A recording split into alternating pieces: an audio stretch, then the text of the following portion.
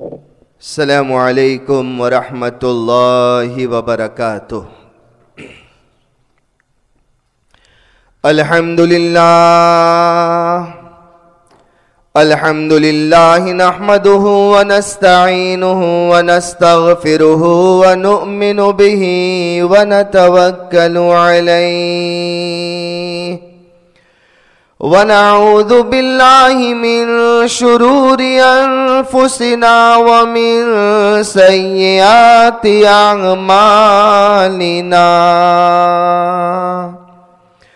من يهده الله فلا مضل له ومن يضلله فلا هادي له ونشهد أن لا إله إلا الله وحده لا شريك له ونشهد أن سيدنا ومولانا محمدا عبده ورسوله أما بعد فقد قال الله تبارك وتعالى في الكلام المجيد أعوذ بالله من الشيطان الرجيم بسم الله الرحمن الرحيم وَلِمَنْ خَافَ مَقَامَ رَبِّهِ جَنَّتَانِ فَبِأَيِّ آلَاءِ رَبِّكُمَا تُكَذِّبَانِ وَقَالَ تَبَارَكَ وَتَعَالَى وَأَمَّا مَنْ خَافَ مَقَامَ رَبِّهِ وَنَهَى النَّفْسَ عَنِ الْهَوَى فَإِنَّ الْجَنَّةَ هِيَ الْمَأْوَى وَقَالَ رَسُولُ اللَّهِ صَلَّى اللَّهُ عَلَيْهِ وَسَلَّمَ ليس الغنى عن كثرة العرض ولكن الغنى غنى النفس صدق الله مولانا العظيم وصدق رسوله النبي الكريم ونحن على ذلك من الشاهدين والشاكرين والحمد للہ رب العالمین۔ ایک مرتبہ درود شریف پڑھ لیجئے۔ اللہم صلی علی محمد النبی الامی وعلی آلہ وسلم تسلیما۔ بزرگان محترم، امت کے نوجوانوں، پیارے بچوں اور گھروں میں ریسیور کے ذریعے سننے والی میری پیاری مائیں، محترمہ بہنیں اور امت کی پیاری بیٹیاں، قرآن کریم کی 2 آیات میں نے آپ کے سامنے تلاوت کی۔ پہلی آیت میں اللہ تبارک و تعالی یہ فرماتے ہیں، سورہ رحمان کی آیت ہے، وَلِمَنْ خَافَ مَقَامَ رَبِّهِ جَنَّتَانِ، کہ جو اپنے اللہ کے سامنے کھڑے ہونے سے ڈرتا ہے، جس کے دل میں یہ خوف ہوتا ہے کہ مجھے اللہ کے سامنے کل کھڑا ہونا ہے، اللہ فرماتے ہیں، اے میرے بندے، اے میری بندی، تیرے اس خوف اور ڈر پر میں نے تیرے لیے 2 جنتیں ریزرو کر دی ہے۔ اور دوسری آیت 30ویں پارے میں سورہ نازعات میں اللہ فرماتے ہیں، وَأَمَّا مَنْ خَافَ مَقَامَ رَبِّهِ وَنَهَى النَّفْسَ عَنِ الْهَوَى فَإِنَّ الْجَنَّةَ هِيَ الْمَأْوَى، کہ جو اللہ کے سامنے کھڑے ہونے سے ڈرتا ہے اور اپنے نفس کو خواہشات سے بچا لیتا ہے، اللہ پرومس کرتے ہیں میں اس کا ٹھکانہ جنت بنا دوں گا۔ تو معلوم ہوا کہ اللہ سے ڈرنا، اللہ تبارک و تعالیٰ کے خوف کا دل میں ہونا، یہ سبب بنتا ہے ہمارے لیے جنت میں جانے کا۔ اب اللہ کا خوف کسے کہتے ہیں؟ دیکھو، ڈرنا، ایک ڈرنا جو ہمارا دنیا میں ہوتا ہے، ایک ڈرنا وہ ہے کہ آدمی کسی چیز کو دیکھ کر ڈر جاتا ہے، گھبرا جاتا ہے، مثال کے طور پر सांप को, स्नेक को देख लिया, वो डर गया। लायन को देख लिया, उसके दिल में डर पैदा हो गया। या जैसे हमारा होता है कि सीट बेल्ट पहने बगैर गाड़ी चला रहे हैं और अचानक मिरर में से देखा कि पीछे मामू आ रहा है, यानी पुलिस आ रहा है, तो हम डर जाते हैं। यह भी एक डरना हुआ। या एक आदमी है स्पीडिंग कर रहा है और अचानक देखा कि मोटरवे पर साइड पर तो पुलिस खड़ी हुई है, अब अचानक उसका पैर ब्रेक पर जाता है, वो डर जाता है। ये एक डरना हुआ, इसको कहते खौफ, डरना। और एक डरना वो है जिसको कुरान ने मेंशन किया, अल्लाह से डरो। अल्लाह से जो हमारा डर है ना, ये डर सिर्फ डर नहीं है, अल्लाह के साथ हमारा रिश्ता ये है, हम अल्लाह से प्यार भी करते हैं और अल्लाह से डरते भी हैं। तो वो डर के जिसमें मोहब्बत भी हो और डरना भी हो, उस डर पर अल्लाह फरमाते हैं कि जिस ईमान वाले के दिल में अल्लाह का प्यार और मोहब्बत भी मौजूद है और वो अल्लाह से डरता भी है, इस डर पर अल्लाह ने उसके लिए 2-2 जन्नतों का वादा फरमा दिया है। तो हमारा जो अल्लाह के साथ डरना है, वो डर है मोहब्बत के साथ। और उसकी मिसाल है, एक बच्चा अपनी मां से डरता है। मां गुस्से होती है तो वो डरता है, मां नाराज होती है तो वो डरता है, लेकिन मां से प्यार भी करता है। तो प्यार भी हो और डर भी हो, ये दोनों चीजें जब होती है, यही डर और यही मोहब्बत अल्लाह तबारक व ताला से मतलूब है। और इसी पर फरमाया, नफ्स को ख्वाहिशात से रोक लो, अल्लाह से मोहब्बत भी और अल्लाह से डर भी हो, तो जन्नत तुम्हारे लिए ठिकाना बन जाएगी। और जब ईमान वाले के अंदर अल्लाह का डर पैदा हो जाता है, तो वो गुनाह से बचने लगता है, अल्लाह की नाफरमानियों से वो बचने लगता है। और इसी बिना पर हमारे प्यारे नबी सल्लल्लाहु अलैहि वसल्लम ने फरमाया कि जो ईमान वाला है, वो गुनाह को ऐसे समझता है जैसे उसके सर के ऊपर कोई माउंटेन रख दिया गया हो। यानी गुनाह को वो ये समझता है ये कितनी बुरी चीज है, जैसे सर पर पहाड़ किसी के हो तो वो कितना वजन और हैवीनेस फील करता है, एक ईमान वाला गुनाह को ऐसा ही हैवी समझा करता है। और अगर एक आदमी ईमान वाला नहीं है या ईमान है लेकिन फासिक व फाजिर व बदकार है, उसके बारे में हमारे प्यारे नबी सल्लल्लाहु अलैहि वसल्लम ने फरमाया, वो गुनाह को ऐसे समझता है जैसे उसके नाक पर मक्खी आकर बैठी हो। फ्लाई नाक पर, नोज पर आकर बैठ जाए, हम क्या करेंगे? हाथ से हटा देंगे।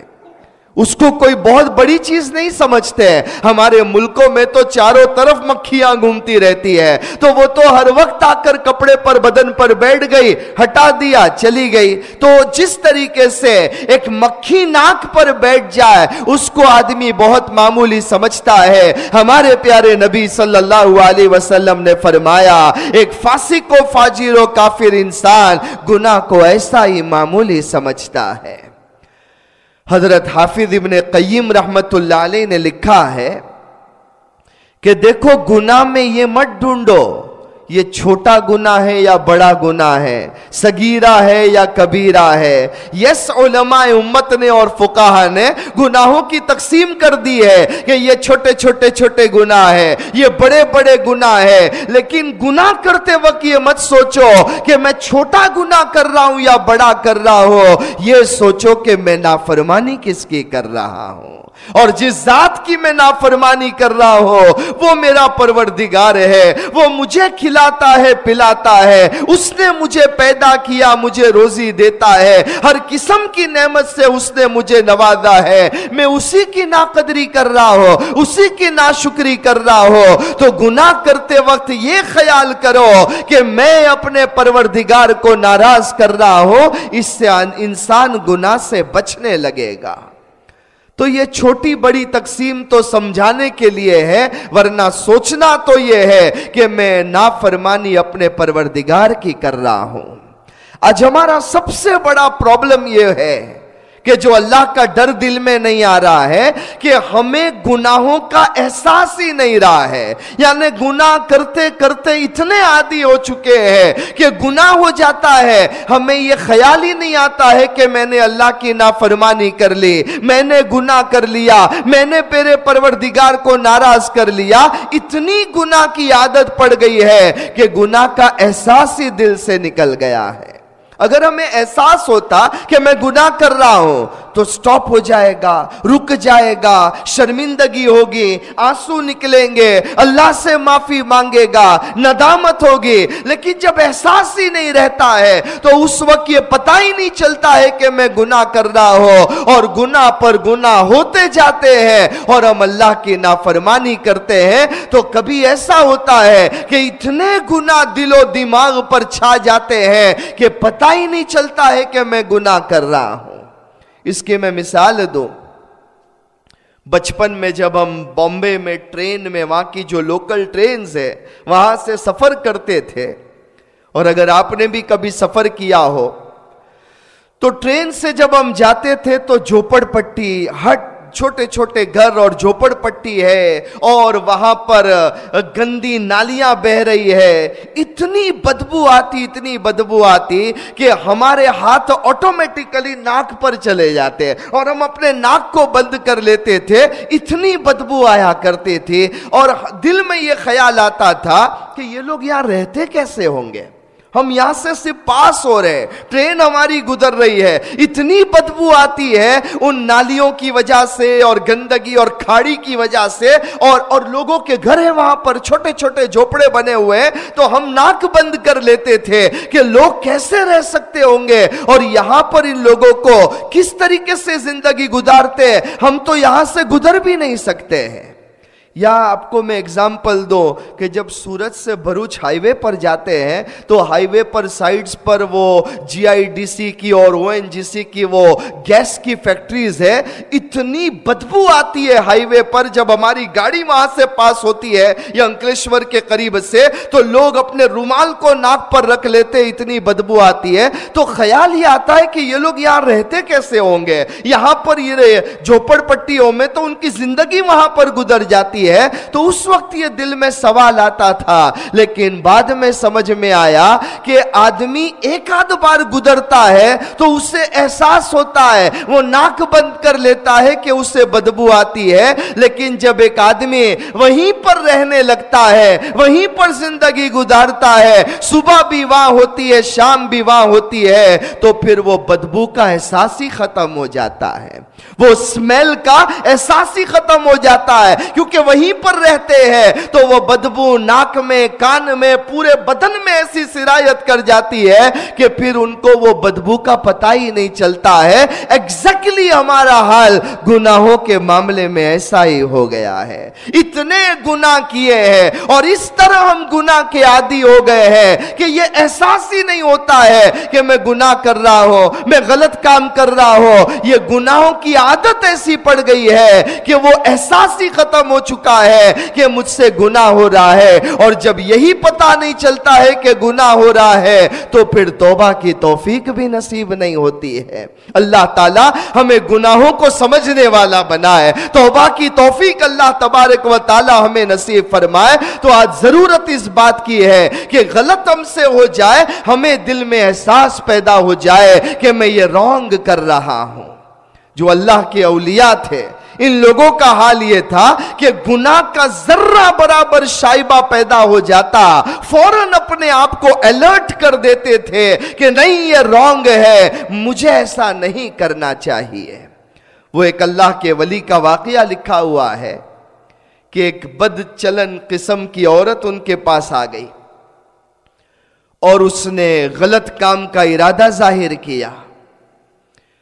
اس اللہ کے ولی کو جب اس طریقے سے اس عورت نے چھیڑا تو اس اللہ کے ولی نے اسے یہ کہا، میں کیسے تیرے ساتھ کوئی غلط کام کر سکتا ہوں جبکہ ایک قاضی اور چار گواہ یہاں پر موجود ہے، میں کیسے غلط کام کروں؟ وہ قاضی بھی مجھے دیکھ رہا ہے اور چار گواہ بھی مجھے دیکھ رہے ہیں اور ہم دونوں کو دیکھ رہے ہیں۔ وہ عورت کہنے لگی یہاں تو کوئی بھی نہیں، آپ ہو اور میں ہوں، یہاں کہاں کوئی قاضی اور 4 گواہ موجود ہے؟ اس اللہ کے ولی نے کہا قاضی تو وہ اللہ ہے جو ہمیں دیکھ رہا ہے، اور 4 گواہ 2 فرشتے تیرے ساتھ لگے ہیں، 2 فرشتے میرے ساتھ لگے ہیں، تیرے ساتھ تیرے کرامن کاتبین 2 فرشتے، میرے ساتھ میرے 2 فرشتے، یہ 4 گواہ ہمیں دیکھ رہے ہیں، اللہ جو قاضی ہے وہ ہمیں دیکھ رہا ہے، تو بتا کہ ہم گناہ کیسے کریں؟ یہ ایسی تڑپ کے ساتھ میں اس اللہ کے ولی نے یہ جملہ کہا ہے، اس عورت کے دل میں چوٹ لگی ہے، اسے احساس ہو گیا، اس نے فوراً اللہ کے سامنے جھک کر توبہ کر لی ہے۔ تو یہ احساس جب دل میں پیدا ہوتا ہے تب ہمیں خیال آتا ہے، ہم بھی رات دن گناہ کرتے ہیں، کب خیال آیا کہ میرا اللہ مجھ کو دیکھ رہا ہے، کب خیال آیا کہ یہ دونوں فرشتے میرے ساتھ میں چل رہے ہیں۔ آج تو ہمارا اللہ معاف کرے، ہم گناہ اس لیے نہیں کرتے ہیں کہ گناہ کرنے کا موقع نہیں ملتا ہے۔ آج ہمارا یہ حال ہو گیا ہے کہ گناہ کرنے کے چانسز نہیں ملتے ہیں، اس لیے ہم گناہ نہیں کرتے ہیں، ورنہ بڑے قسمت والے وہ لوگ ہیں کہ گناہ کا موقع ملے اور گناہ نہ کرے۔ اللہ ہم سب کی حفاظت فرمائے۔ تو اللہ تبارک و تعالیٰ نے قرآن کریم میں ہمیں فرمایا کہ اگر تمہیں جنت چاہیے، اگر تم چاہتے ہو کہ جنت تمہارا ٹھکانہ بن جائے، وہ ڈر اللہ کا پیدا کرو، ایسا ڈر ہو کہ گناہ کرتے ہوئے تم کانپ جاؤ اور اللہ کا استحضار تمہارے دل و دماغ میں آ جائے۔ اور اللہ والوں کی شان ہی الگ تھی۔ حضرت رابعہ بصریہ رحمت اللہ علیہا بہت بڑی اللہ کی ولیہ ہے،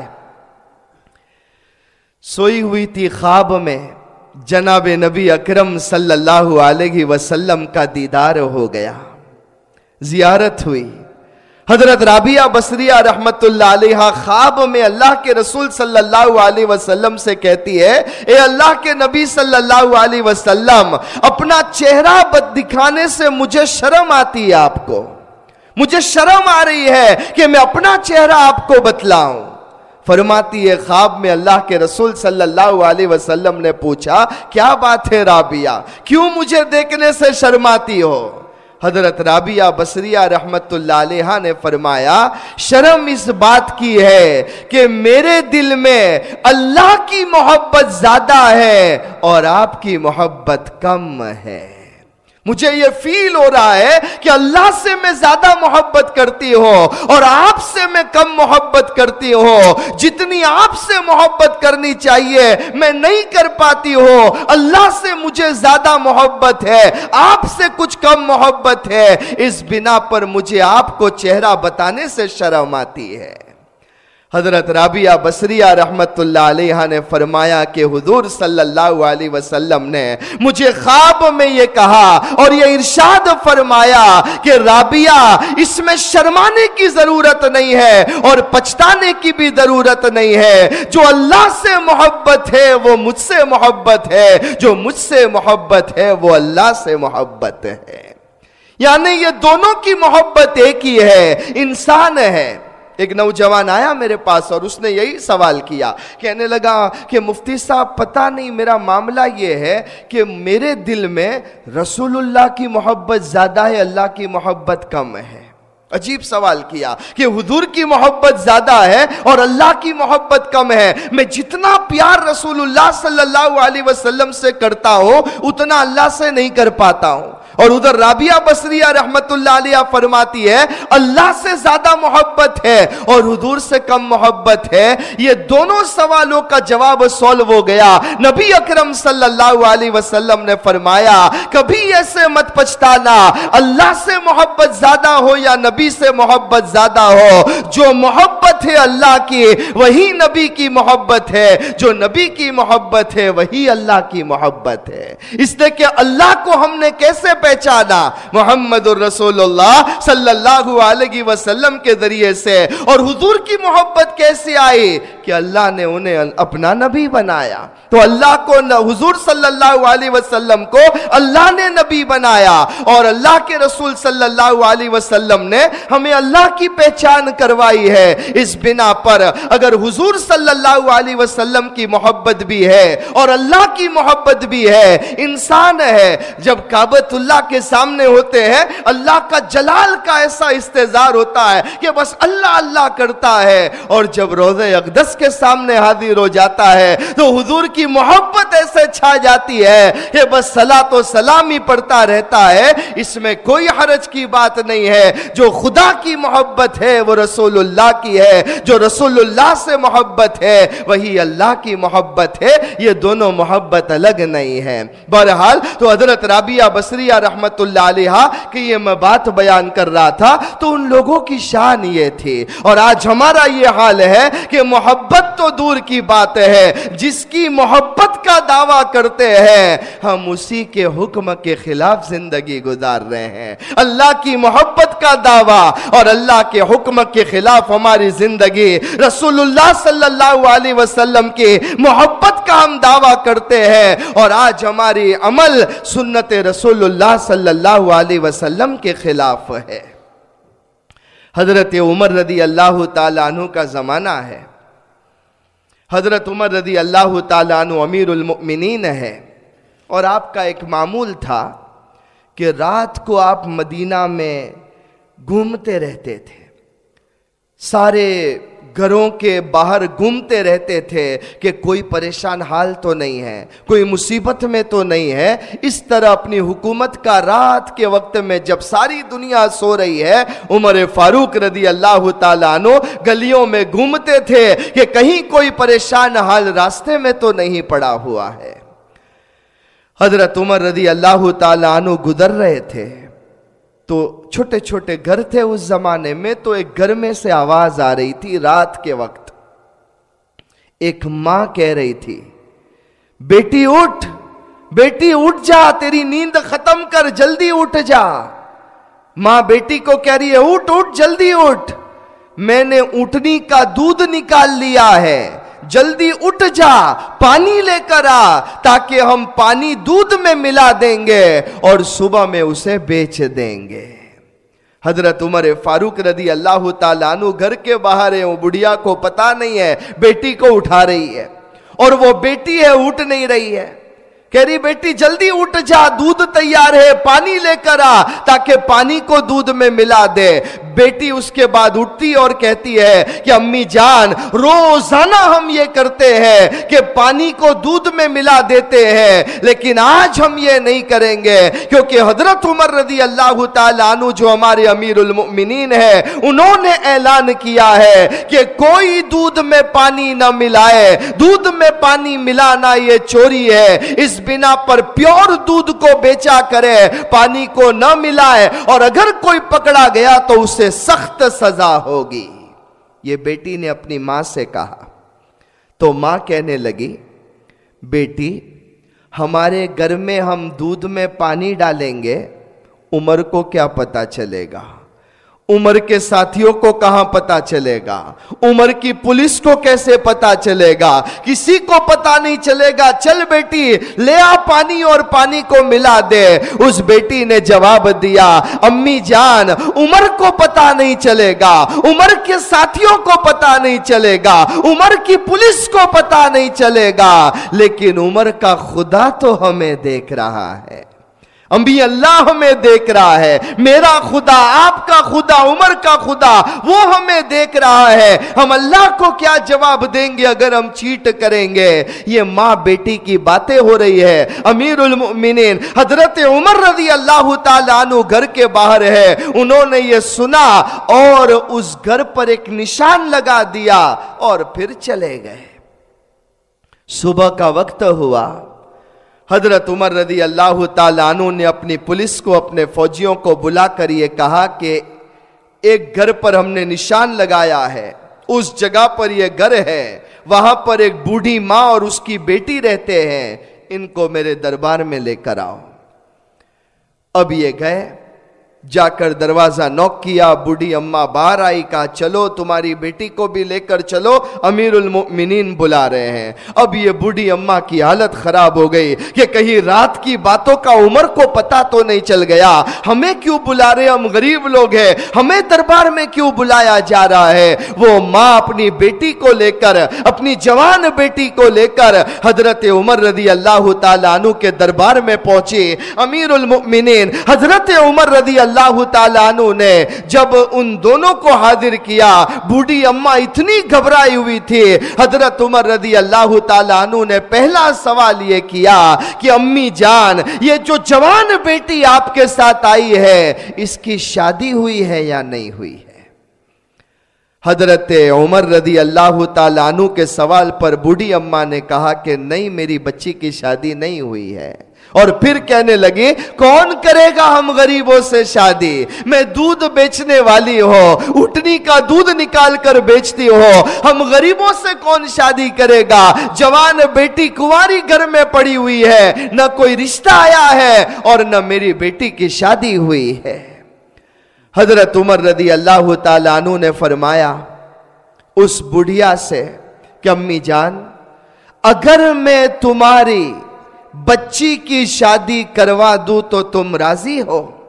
वो कहने लगी, मैं मना क्यों करूंगी, जवान बेटी घर में बैठी हुई है, आप शादी करवा दो, मैं बिल्कुल तैयार हूं। हजरत उमर रदी अल्लाह ताला अन्हु ने फरमाया, अगर ये बात है तो चलो हम रिश्ता पक्का कर लेते हैं, आपकी बेटी की शादी मैं अपने बेटे आसिम से करवाना चाहता हूं। उस औरत ने जब ये सुना तो वो चौंक गई और कहने लगी, अमीरुल मोमिनीन, हम गरीबों की आप मजाक कर रहे हो, कहां आप अमीरुल मोमिनीन, कहां आपका बेटा आसिम, आपका शहजादा, और कहां हम गरीब लोग, हमारा रिश्ता कैसे हो सकता है, आप हम गरीबों से क्यों मजाक कर रहे हो। हजरत उमर फारूक रदी अल्लाह ताला अन्हु ने फरमाया कि नहीं, मैं मजाक नहीं कर रहा हूं, मैं तुम्हारी बेटी की शादी अपने बेटे आसिम से करवाना चाहता हूं। उधर हाल यह था कि हजरत अमीरुल मोमिनीन उमर फारूक रदी अल्लाह ताला अन्हु के यहां पर बड़े बड़े घरों से लड़कियों के रिश्ते आए थे। अमीरुल मोमिनीन के बेटे आसिम के लिए दूसरे गवर्नरों की बेटियों के रिश्ते थे। हजरत उमर रदी अल्लाह ताला अन्हु ने अपने बेटे आसिम को बुलाया और बुलाकर कहा कि बेटे, मैंने तेरे लिए एक लड़की का इंतखाब कर लिया है। अब आसिम के जहन में भी यह था कि बड़े बड़े गवर्नरों की लड़कियों का रिश्ता आया है, कहीं रिश्ता हो गया होगा। फरमाया, अब्बा जान, मेरा रिश्ता किसके साथ किया है। हजरत उमर फारूक रदी अल्लाह ताला अन्हु ने फरमाया, बेटे, मैंने तेरा रिश्ता एक ऐसे घर में किया है जो गरीब घराना है, ऊंटनी का दूध बेचते हैं, एक दूध वाले घराने से मैंने तेरा रिश्ता करवा दिया है। और इस बिना पर मैंने रिश्ता करवाया है कि मैंने उनके अंदर तकवे को देखा है और बेटे, मैं उस बच्ची के तकवे की गवाही देता हूं। हजरत आसिम ने, उमर फारूक रदी अल्लाह ताला अन्हु के बेटे ने जब ये सुना तो कहा कि अब्बा जान, अगर आपको ये रिश्ता मंजूर है और आप इसके लिए तैयार हो और आप तकवे की गवाही देते हो, मैं इस रिश्ते के लिए तैयार हो। हजरत उमर फारूक रदी अल्लाह ताला अन्हु ने अपने बेटे आसिम को रात का पूरा किस्सा सुनाया। वो किस्सा सुनना था। बेटा कहने लगा, अब्बा जान, अब तो मैं खुशी से तैयार हूं, मैं उसी लड़की से शादी करूंगा। और तारीख गवाह है, हजरत उमर फारूक रदी अल्लाह ताला अन्हु ने अपने बेटे आसिम का निकाह उस गरीब लड़की से जो तकवे वाली थी, जिसके अंदर अल्लाह का डर मौजूद था, उसके साथ में शादी करवा दी। निकाह हो गया, शादी हो गई, दोनों मियां बीवी ने जिंदगी गुजारना शुरू की। और अल्लाह ताला ने तकवे की बुनियाद पर जो रिश्ता हुआ था, दीनदारी की बुनियाद पर रिश्ता हुआ था, उसी घर में अल्लाह एक बच्चे को पैदा करता है, जिस बच्चे को आज दुनिया हजरत उमर बिन अब्दुल अजीज रहमतुल्लाह अलैह के नाम से याद करती है।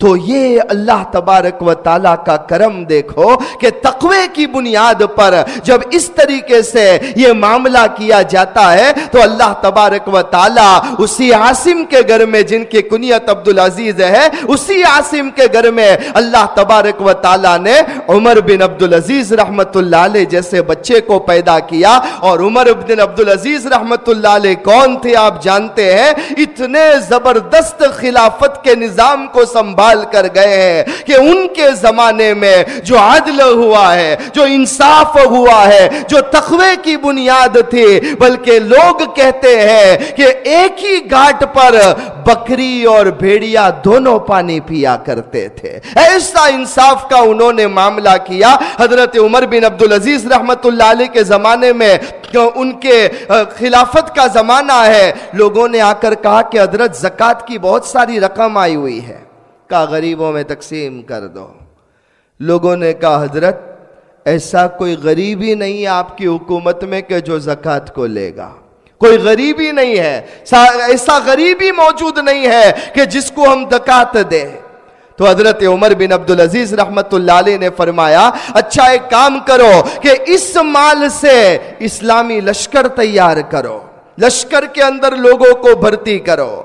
जवाब ये दिया गया हजरत इतना बड़ा लश्कर हमारे पास मौजूद है कि यहां भी फौज है और दुनिया के कई कोनों में हमारी फौज गई हुई है, हमें उसकी भी जरूरत नहीं है।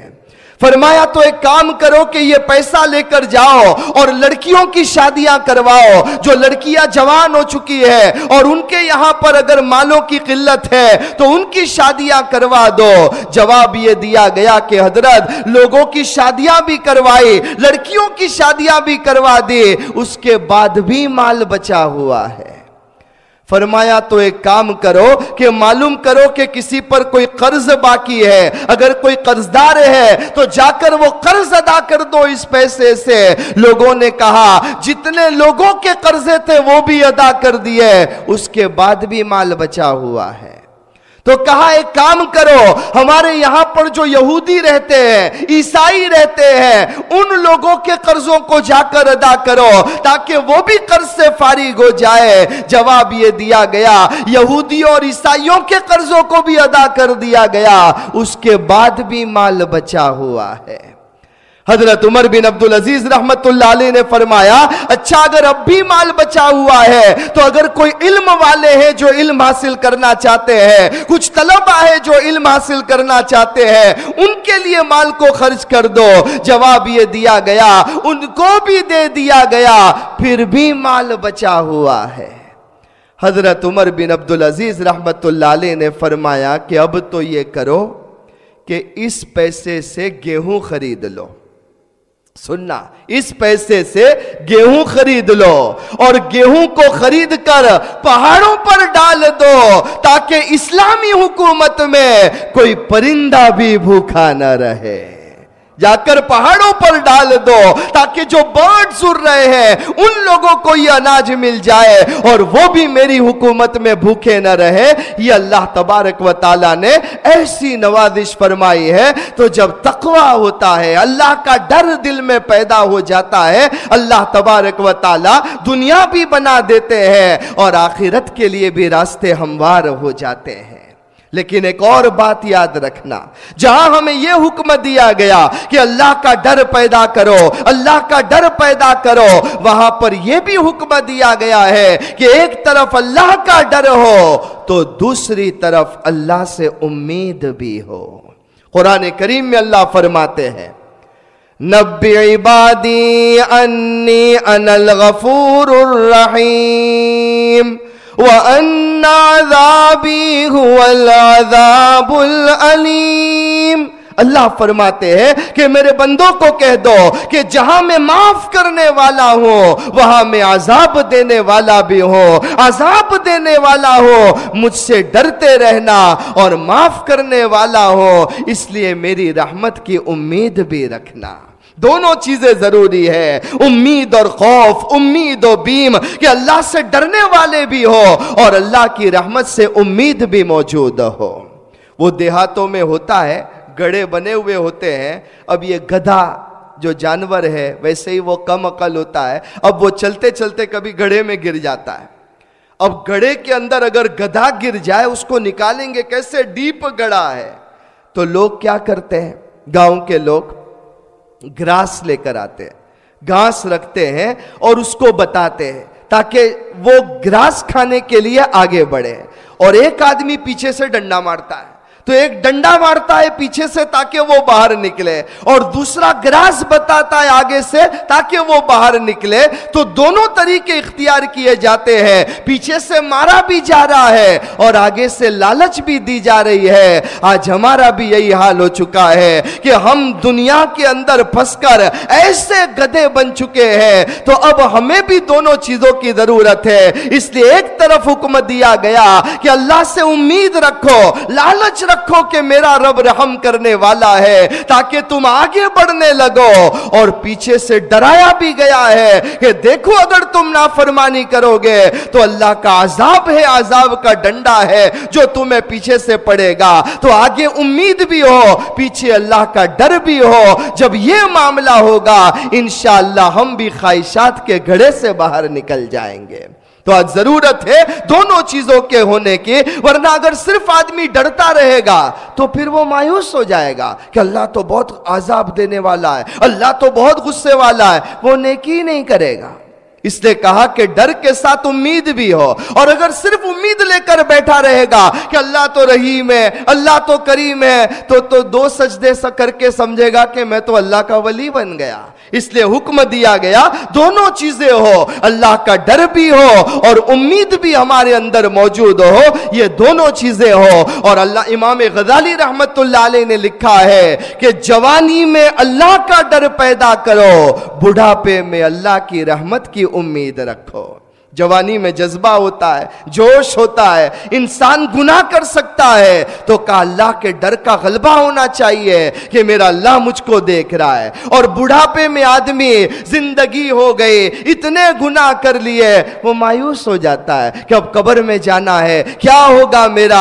कहा घबराना मत, अल्लाह की रहमत की उम्मीद रखना, वो रहम और करम करने वाला है, अल्लाह तेरे गुनाहों को माफ कर देगा। इमाम गजाली रहमतुल्लाह अलैह ने लिखा जब मालदारी आ जाए तो अल्लाह का डर ज्यादा पैदा करो कि माल है, दौलत है, कहीं मैं फिसल न जाऊं। और जब गरीबी आ जाए तो अल्लाह की रहमत की उम्मीद रखना कि आज गरीबी है, अल्लाह ताला चाहेगा तो मेरे लिए रोजी के दरवाजे खोल देगा। इमाम गजाली रहमतुल्लाह अलैह लिखते हैं जब तंदुरुस्ती का जमाना हो तो ऐसे वक्त में अल्लाह का डर हो कि तंदुरुस्ती के नशे में कहीं तो गुनाहों में न पड़ जाए, और जब बीमारी आ जाए तो अल्लाह की रहमत से उम्मीद करना कि मेरा अल्लाह रहम करने वाला है, इंशाअल्लाह अल्लाह मुझे सेहत दे देगा। तो ये दोनों चीजें लाजिम है, ये दोनों चीजें हमारे अंदर हो, खुदा का डर भी दिल के अंदर बैठा हो और अल्लाह की रहमत की उम्मीद भी हमारे साथ में लगी हुई हो।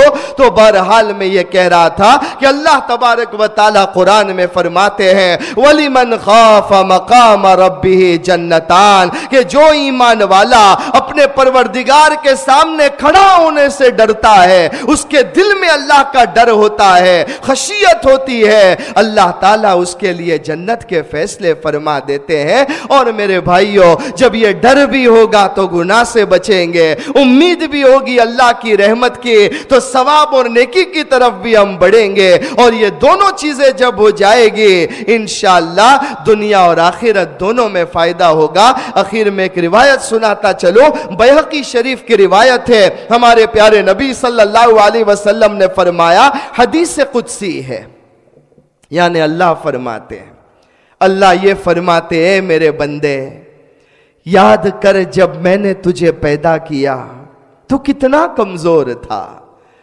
तू कितना कमजोर था, तुझे कुछ नहीं पता था, तेरे पास नॉलेज भी नहीं था, लेकिन मैंने तुझे मां के पेट से सिखा दिया था कि तुझे मां का दूध किस तरह पीना है। اللہ تعالیٰ فرماتے ہیں ماں کے پیٹ سے تو تعلیم لے کر آیا ہے, تجھے کوئی سکھانے نہیں گیا کہ ماں کا دودھ اس طرح چوسا جاتا ہے, اس طرح سک کیا جاتا ہے. اللہ فرماتے ہیں ماں کے پیٹ سے میں نے ہی تجھے وہ نالج دیا اور تو نے اپنی زندگی کا آغاز کیا, روزی ملتی گئی, تو بڑھتا گیا بڑھتا گیا بڑھتا گیا, تو نے نالج بھی حاصل کیا, تو نے دنیا میں ترقی بھی کی, یہاں تک کہ تو عمر کے اس حصے پر پہنچ گیا کہ جب تو جوان ہو چکا تھا. اے میرے بندے, اے میرے بندے, اے میری بندی, کھلایا میں نے تجھے, بڑا کیا میں نے تجھے, روزی میں نے تجھے دی, لیکن جوان ہوتے ہی تو میری ہی نافرمانی کرنے لگا, تو میرے حکم کے خلاف چلنے لگا, تو کہنے لگا نماز سے کیا ہوتا ہے, دین سے کیا ہوتا ہے, میری اتنی نافرمانی کرتا گیا. اللہ فرماتے ہیں ساری مخلوق مجھ سے شکایت کرنے لگی, اللہ یہ تیرا بندہ تیرا کھاتا ہے, یہ تیری بندی تیری روزی کھاتی ہے, اس کے باوجود یہ تیری نافرمانیاں کرتے ہیں. اللہ ہمیں حکم دے دے ہم ان کے اوپر عذاب کو مسلط کر دے. لیکن میرے بندے, اے میری بندی, میں نے ساری مخلوق کو کہہ دیا اگر یہ تمہاری مخلوق ہے تو تم عذاب دو, اگر یہ میرے بندے بندی ہے تو میرے حوالے کر دو. میرے بندے میری بندی, تو میری نافرمانی کرتا گیا, میں نے سب کو منع کر دیا اس کو کوئی عذاب نہیں دے گا, لیکن تو جوانی کے نشے میں میری نافرمانیوں پر نافرمانیاں کرتا چلا گیا. میں چاہتا تو تجھ پر عذاب بھیج دیتا, میں چاہتا تجھ پر موت بھیج دیتا, میں چاہتا تجھے بیماریوں میں مبتلا کر دیتا, لیکن میں تجھے مہلت دیتا گیا, تیری جوانی غلط کاموں میں گزرتی گئی, یہاں تک کہ تیرے پاس بڑھاپا آ گیا.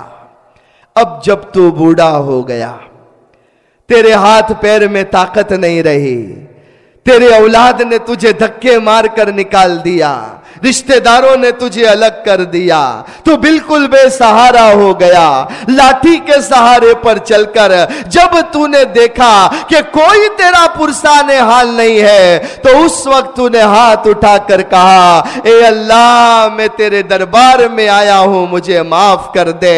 اللہ فرماتے ہیں, ہمارے پیارے نبی صلی اللہ علیہ وسلم نے فرمایا, حدیث قدسی ہے, اللہ فرماتے ہیں اے میرے بندے میں اسی گھڑی کا انتظار کر رہا تھا, میں تیری اسی گھڑی کا انتظار کر رہا تھا کہ تو ایک دن میرے پاس آئے گا, مجھ سے معافی مانگے گا, توبہ کرے گا. میرے بندے میں تو اسی کا انتظار کر رہا تھا, تو نے جو کیا میں بھول گیا, آیا تو میرے پاس ہے, تو مجھ سے معافی مانگ رہا ہے. جا میرے بندے, جا میری بندی, تیری خطاؤں پر رونا, تیرا معافی مانگنا مجھے پسند آ گیا اور میں نے تیرے لیے مغفرت کا فیصلہ کر دیا. ایسا کریم ہمارا رب ہے, وہی رب ہمیں کہتا ہے اللہ کی رحمت سے امید کرنا, اللہ کے عذاب سے ڈرتے رہنا اور اللہ کی رحمت سے کبھی مایوس نہ ہونا.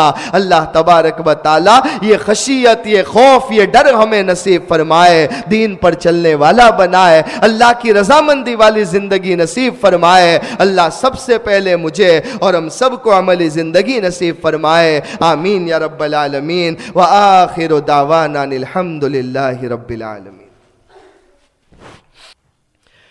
بسم اللہ الرحمن الرحیم. الحمدللہ رب العالمین. اللہم صلی علی محمد وعلی آل محمد کما صلیت علی ابراہیم وعلی آل ابراہیم انکا حمید مجید. اللہم بارک علی محمد وعلی آل محمد کما بارکت علی ابراہیم وعلی آل ابراہیم انکا حمید مجید.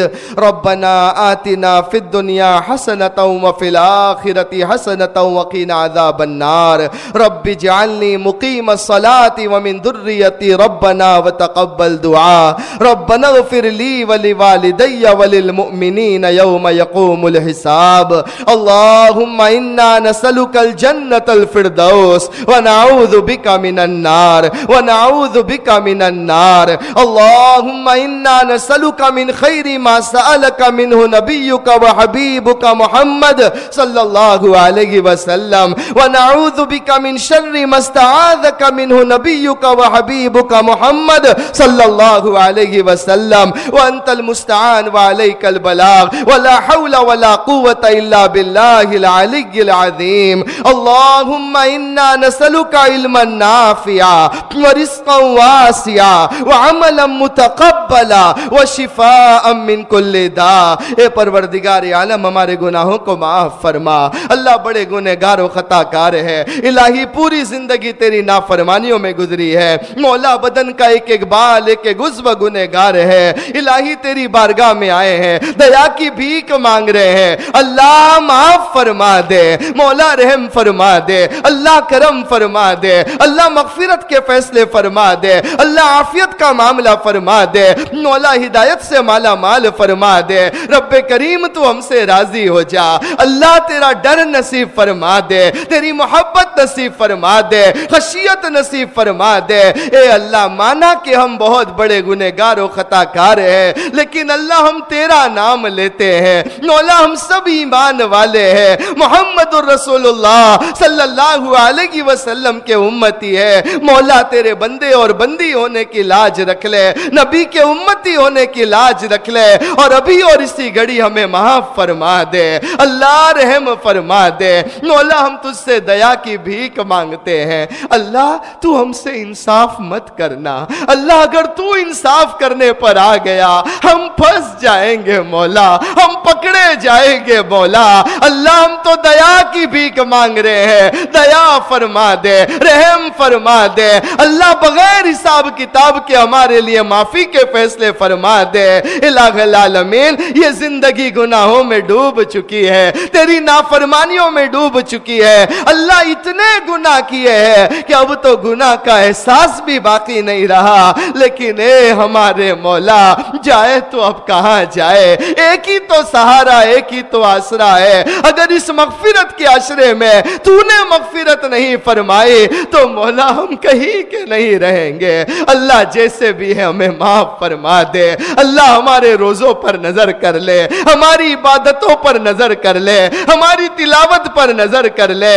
الہ العالمین ہم جو کچھ بھی ذکر اللہ کرتے ہیں اس پر نظر کر کے معافی کے فیصلے فرما دے.